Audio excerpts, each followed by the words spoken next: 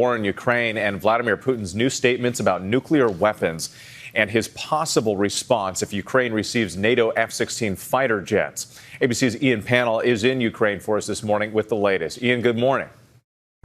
Yeah, good morning, Whit. That's right. The first Russian tactical nukes have now been deployed in Belarus to the north of Ukraine. But it's also effectively moving the weapons onto the border of 3 NATO countries as well.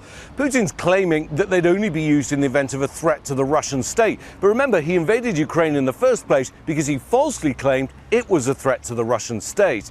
This isn't the first time, of course, that he's raised the spectre of a nuclear attack as a threat in this war, and this deployment is just the first wave, with more to come.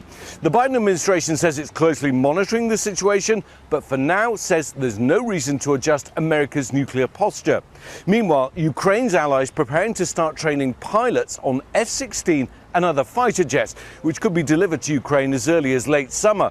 Russia's saying that it will try to attack those aircraft, with Putin warning there's a serious danger that NATO could be pulled further into the war. Meanwhile, Ukraine is saying that it's made further small advances in its counter-offensive. And this morning, though, the British military, the British Ministry of Defence, assessing that Russia likely has a temporary advantage in the battles in the south, especially by increased use of air power, in particular attack helicopters. Whit. All right, Ian, thank you.